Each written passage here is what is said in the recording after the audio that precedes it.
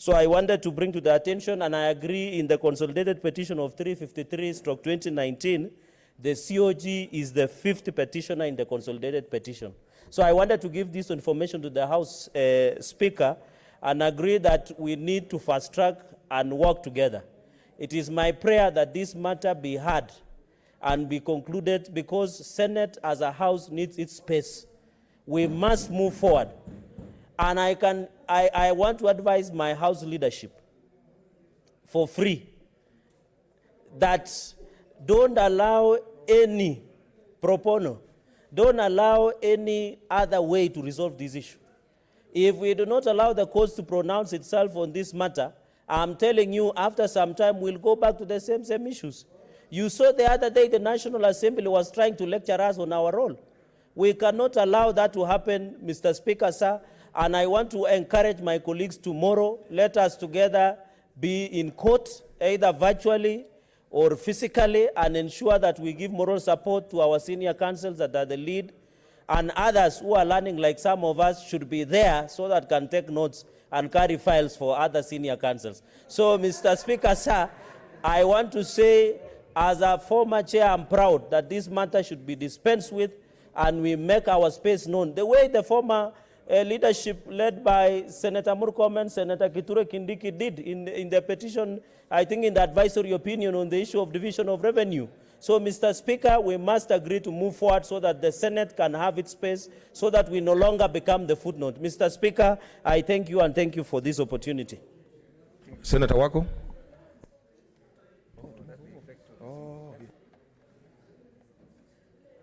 Yeah, thank you very much. I want also to speak on this. Of course, I have absolute confidence in the lawyers who are representing us. That is Senior Counsel Orengo and the chair, the current chair of the Legal Affairs, Mr. Omogeni. But I'm glad that even they see that a client must be informed at every stage of the proceedings. And they have agreed to inform us because we are the clients. But, Mr. Speaker, so I want also to mention two things. One, money bill. Money bill, whereas before, the Speaker of the National Assembly, or the National Assembly rather, considered all bills not to touch on counties. And therefore, they say that we can only consider the county allocation bill. Whereas they used that excuse, which we debunked in the Supreme Court ruling, now the excuse that they are using is that this bill concerns a money bill. Mr. Speaker, sir, over the weekend we are considering a bill that has come up on an alternative dispute resolution bill. And they said it's a money bill and therefore it cannot come. And when I inquired, it appeared that nearly all the bills that have come up in recent times are not going to come here, not because of the other reason they used to use, that they don't touch on counties, but because it is certified as a money bill. So I would urge our representatives who are, in this particular case I hear, it's also an issue. If you can also focus on trying to get as much as possible a similar agreement that you have reached on these other issues of the consent between the two speakers, on the issue of the money bill, you would have preserved the position of this Senate in the legislative process. Mr. Speaker, sir, I had a very young senator called Olekina saying that we young ones, we are here to preserve the future, but let them also know that you are where you are now because we old ones were there at the very beginning. Mr. Speaker, sir, I can say without any fear of contradiction that had we, the old ones, not taken appropriate action during the first term, you will not be here as a Senate. you will not be here as a legislature. You'll be legislating only on one item, and one item only. But because of the action we took, you are where you are. We went to the Supreme Court under my watch as the chair at that time, supported by the chair of devolution, Mukomen and others. We all, and the speaker also, even the speaker, we went to the court and said, it is a matter of life and death for us. It's a matter which concerns our mandate as a legislature, and therefore we put, without considering party affiliation and so on, we are all one as senators. And in fact, I remember saying so at that time that I just hoped that the Senate will continue to have that spirit when we are here of just being senators rather than acting according to the party affiliations. So you young men know that we contributed, and we continue to contribute. As you can see, Orengo is contributing on this matter, Omogen is contributing on this matter, not just young. But please learn first, because we are soon going away, so you learn first from us when we are still around. Finally, Senator Mutula Kilonzo Jr.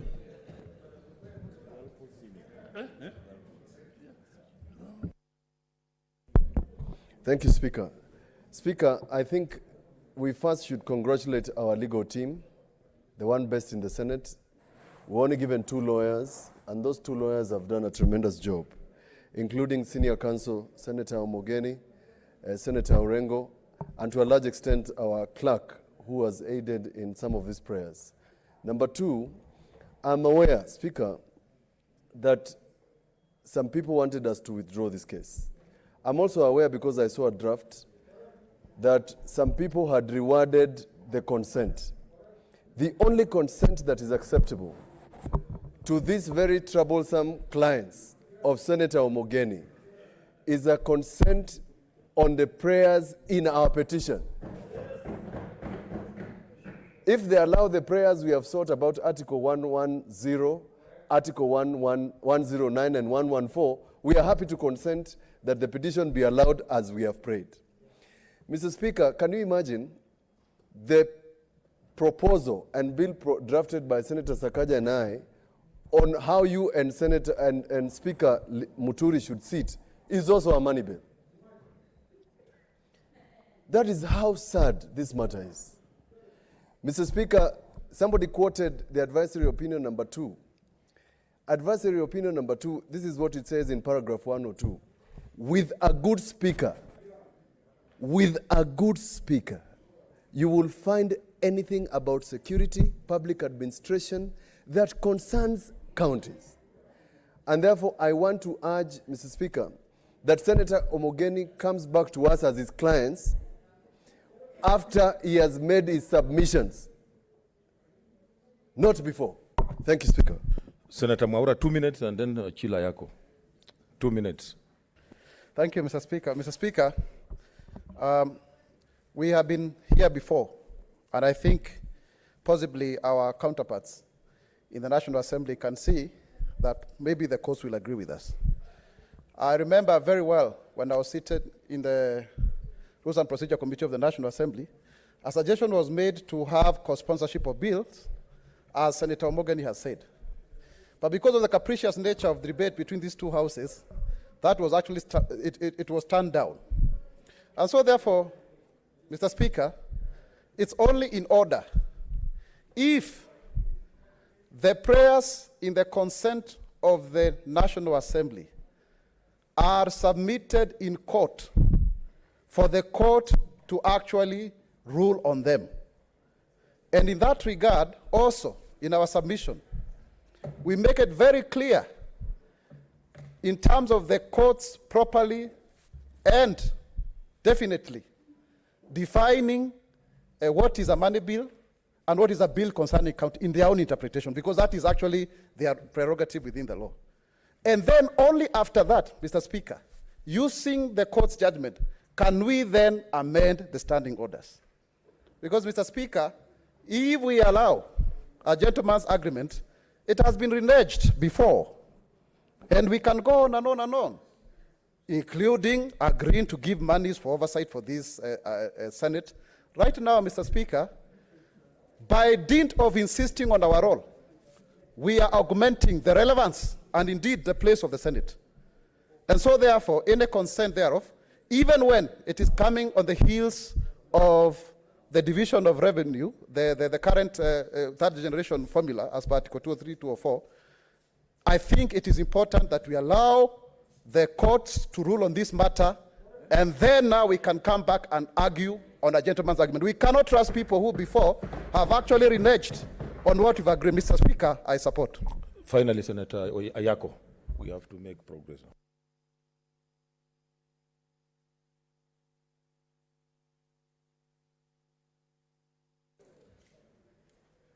Thank you, Mr. Speaker, for giving me an opportunity to make a few remarks on this matter.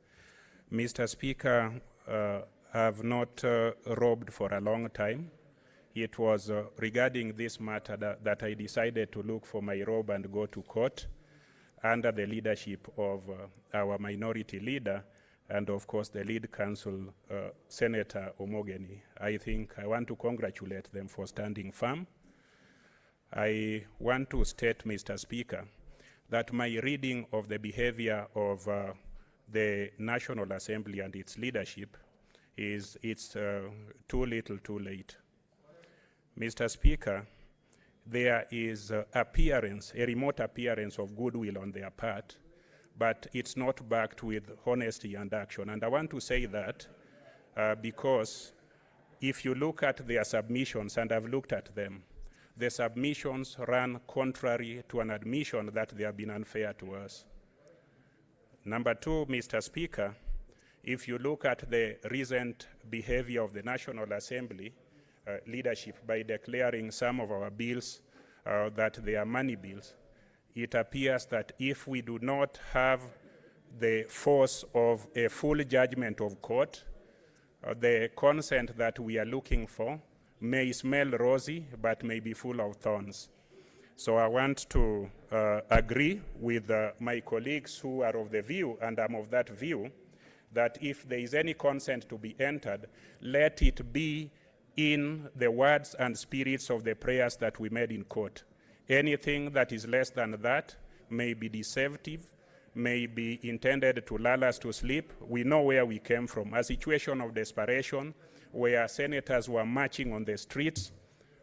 Senators are not supposed to march on the streets. We are supposed to legislate here, and we are supposed to negotiate and compromise here. So I want to conclude by thanking the team that has started this matter in the earlier Senate, and the team where I fall in that has continued in this matter. But let the consent reflect the prayers we took to court. Thank you, Mr. Speaker. Leader of Majority.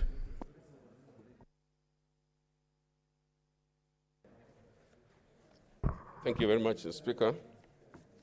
Speaker, I think just to support, I don't know how we got there, but just to support the idea, Mr. Speaker, that the leadership plus the Speaker of this august House cannot betray their members. And so, Mr. Speaker, the impression that maybe some of us in leadership have quietly gone behind the membership, that does not happen. It cannot even happen because this House is alert and cannot happen. Speaker, I want to use this opportunity to congratulate our legal team and the people who are handling this matter, and know that we will be there when we are needed to make sure that the consent order is in line with what the members wanted. Speaker, I earlier on rose to ask for for an adjournment. And Mr. Speaker, when I asked it in the manner that I did, you can tell, Mr. Speaker, that a number of our members were provoked. And I want to assure them that I'm a seasoned legislator, and I would know exactly how to go about it. But I like the advice from my junior colleague, including the two senator. They can also begin to advise us on these matters. Speaker,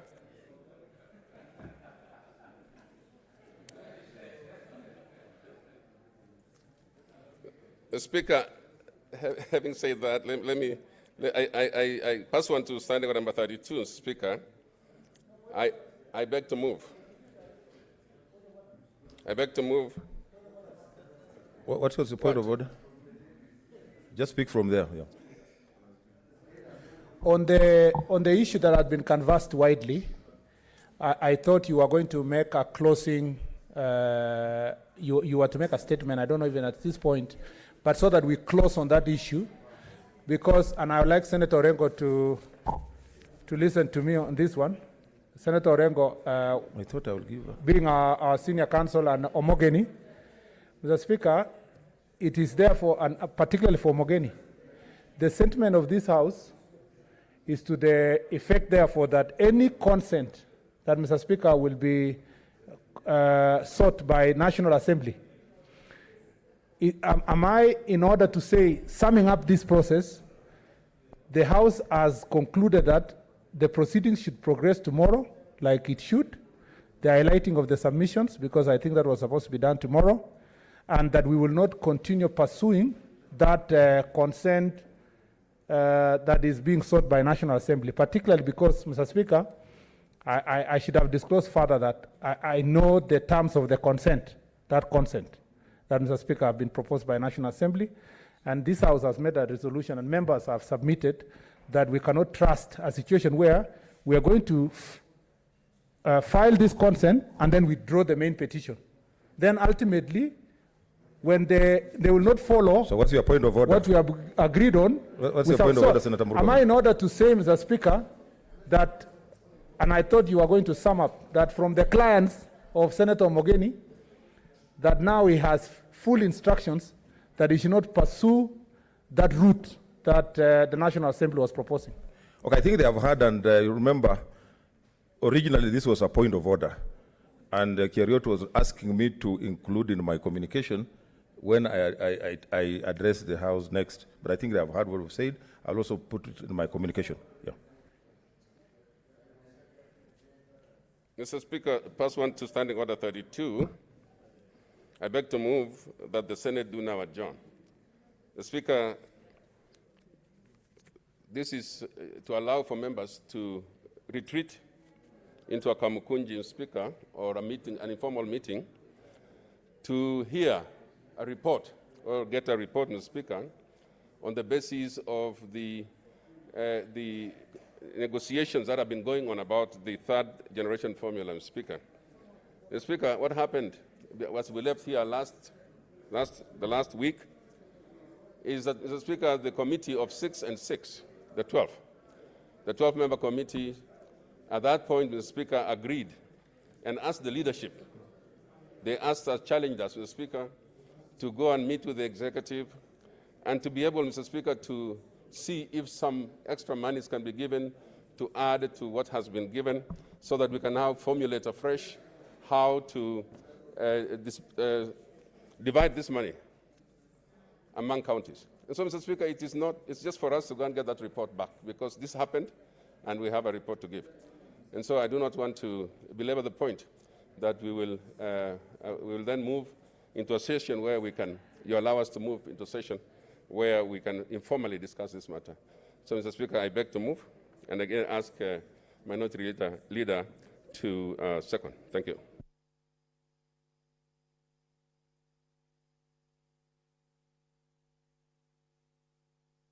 I propose the question, which is that now the House adjourns. I put the question, which is that the House now adjourns. As many of that opinion say aye. As many of a contrary view say nay. The ayes have it.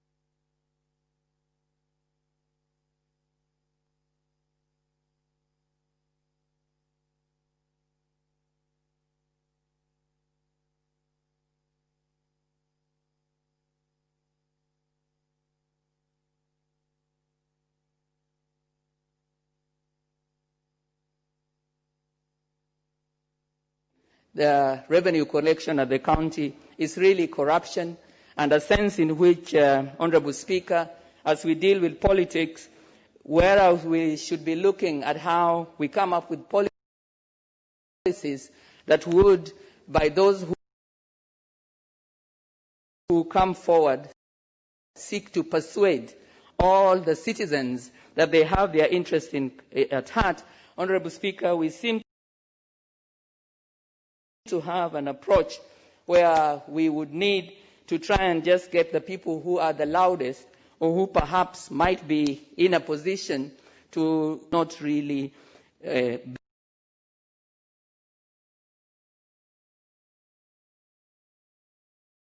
become accountable. And so, Honorable Speaker, I support this amendment, particularly because I feel that it does capture the spirit of what the Constitution saw as very, very important, and it is at the heart of what is ailing this country, which is lack of transparency, lack of efficiency, lack of collaboration between the two levels of government, national and clearly assessed and be seen to be delivering services. So I want, Honourable Speaker, as I support this amendment bill, to thank Honourable Nzani and thank in a very specific way all colleagues who have pointed out that if we can address and find ways of coming up with a framework that would make different levels of government, leaders that are appointed, officers that are given responsibility,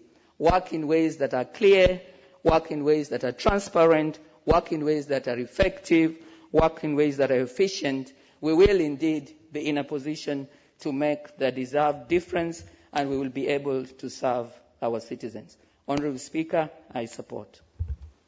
Leader Majority. Thank you, Honourable Speaker. I rise to support this bill that is perhaps one of the very good bills to have come from the Senate. And thank our Finance and Planning Committee for having gone through it, and not just gone through it, but they've gone through it and even made it even better through some amendments.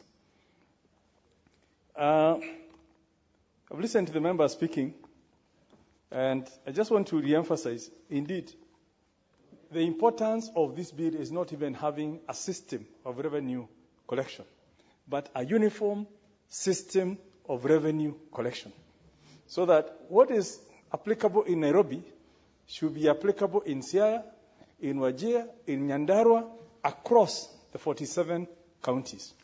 Right now, each of the counties tries to localize their revenue collection system to fit what is in their convenience. And when systems are so diverse, accountability and transparency disappear, because it's very difficult to compare apples with oranges. But when all fruits are standardized to become either apples or oranges, at least one can compare what has come through one county, the revenue system in one county, and the other one. And it's worked out a very simple way of, let the National Treasury develop